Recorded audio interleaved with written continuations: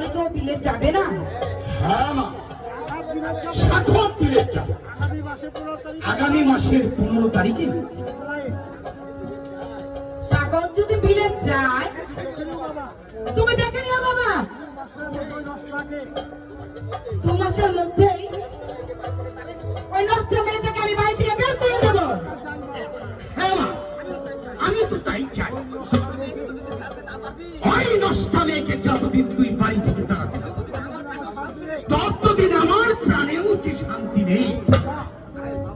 হ্যাঁ বাবা, বিয়ে ঠিক কবে করে আসবে? ভাইয়া তোমার কথাই সত্য ভাইয়া। সাগর একটা কাঠুরিয়া মেয়েকে বিয়ে করেছে ভাইয়া। কাঠুরিয়া মেয়েকে বিয়ে করেছে? হ্যাঁ বাবা,